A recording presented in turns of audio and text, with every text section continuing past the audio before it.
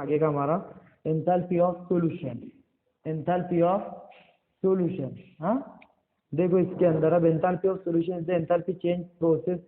देखो enthalpy of solution is the enthalpy change in a process when जब 1 mole of substance is dissolve in specific amount of solvent. सबसे पहले हमको ये मालूम होना चाहिए कि सॉल्यूशन बनते कैसे। एक सॉल्यूशन बनाने के लिए हमको पर्टिकुलर दो चीजें लगती है, एक लगता है सॉल्वेंट और एक लगता है सॉल्यूट। जो सॉल्यूशन में लार्ज क्वांटिटी में प्रेजेंट रहेगा इज कॉल्ड एज सॉल्वेंट, जो सॉल्यूशन में स्मॉल क्वांटिटी में प्रेजेंट रहेगा इज कॉल्ड एज सॉल्यूट।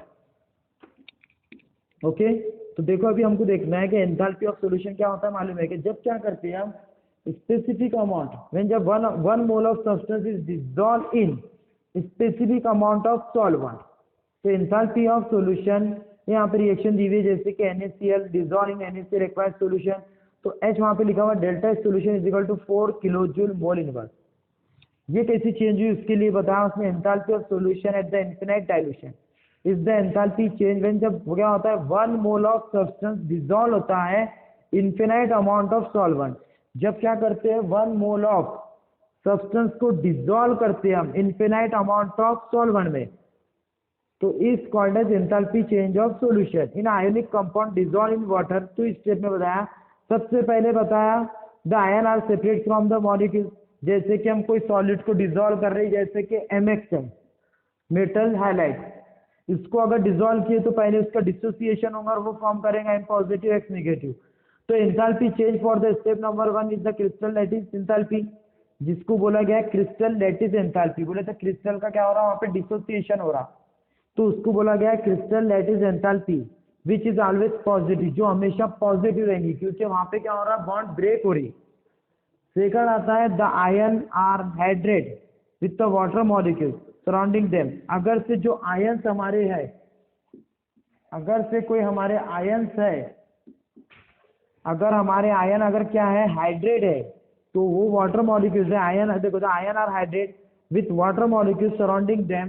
तो जैसे कि जो अगर हमारा जो सॉल्वेंट यूज किया अगर वो हमारा वाटर है तो क्या होता है कि जो M हमारा ब्रेक डाउन हुआ था उसके सराउंडिंग में वाटर आ जाएंगे, वो कॉम्प्लेक्स फॉर्म करेगा MH2OX पॉजिटिव, और X के साथ में भी क्या करेगा कॉम्प्लेक्स फॉर्म करेगा H2OY X H2OY निगेटिव। ये हो गया यहाँ पे complex formation. The enthalpy change for this step is always negative and called the enthalpy of hydration. और इसमें जो कॉम्प्लेक्स फॉर्म हो रहा उसमें जो एंथैल्पी चेंज होती है वो हमेशा क्या रहती है निगेटिव रहती है, और is called as enthalpy of hydration. उसी के आगे उसने और बताया, दोनों की एडिशन बताया। The enthalpy of solution the sum of crystal lattice enthalpy और एंथैल्पी ऑफ हाइड्रेशन। तो वहां पे लिख के दिया उसने delta H solution is equal to delta L बोले तो lattice enthalpy crystal lattice enthalpy, और डेल्टा हाइड्रेशन बोले तो हाइड्रेशन एंथैल्पी। जैसे कि उसने NaCl की बताया इसकी लैटिस एंथैल्पी है +790 किलोजूल मोल इनवर्स, और डेल्टा H हाइड्रेशन एनर्जी इसकी -786 किलोजूल। तो इसकी एंथैल्पी ऑफ सॉल्यूशन की कितनी हो जाएंगी +4 किलोजूल। प्लस माइनस माइनस दोनों में से माइनस की अगर 790 में से 786 तो आंसर आता है +4 किलोजूल मोल इनवर्स। ये आ गई एंथैल्पी ऑफ सॉल्यूशन। यानी एंथैल्पी ऑफ सॉल्यूशन जो है डिपेंड करती है दो चीजों के ऊपर, एक रहता है एंथैल्पी ऑफ लैटिस और दूसरा आता है एंथैल्पी ऑफ हाइड्रेशन। दोनों की एडिशन अगर करेंगे तो वो कहलाएंगे एंथैल्पी ऑफ सॉल्यूशन। ये हो गया हमारा एंथैल्पी ऑफ सॉल्यूशन का टॉपिक। उसके बाद में नया टॉपिक शुरू होता है thermochemistry. Thermochemistry deal with the enthalpy change in the chemical reaction. Thermochemistry में बताया उसने कि thermochemistry deal with the enthalpy change in chemical reaction. जैसा बताया उसने enthalpy of chemical reaction consider कीजिए कि A + BB is converted to CC + DD के अंदर। The enthalpy change for the reaction, इसके लिए फॉर्मूला दिया हुआ है आपको CC + DD - AA + BB बोले तो product minus reaction, enthalpy change of product minus enthalpy change of reactant. उसके लिए उसने टोटल प्रोडक्ट और टोटल रिएक्टेंट के लिए फॉर्मूला लिखा उसने delta RH is equal to submission mark delta H product minus submission mark delta H reactant.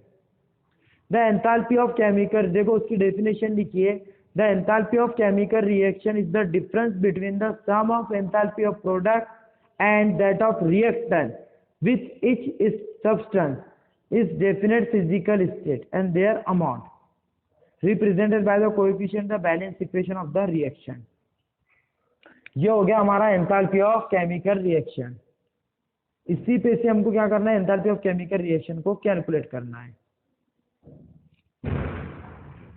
उसके बाद में इसकी कुछ प्रॉब्लम है वो भी आपको मैं बता दूंगा. अब उसके बाद का टॉपिक चालू होता है एक्सोथर्मिक एंड इंडोथर्मिक रिएक्शन.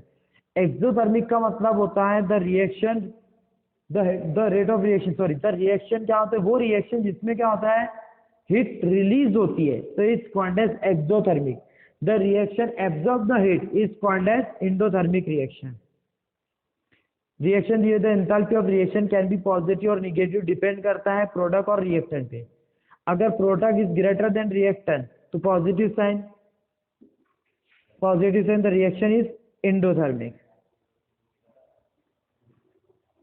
दूसरे एंड पे बता, अगर reactant is greater than to product तो इसमें क्या होगा, डेल्टा एंथैल्पी क्या आएंगी, निगेटिव आएंगे, which means the heat is release होंगी और रिएक्शन इज एक्सोथर्मिक.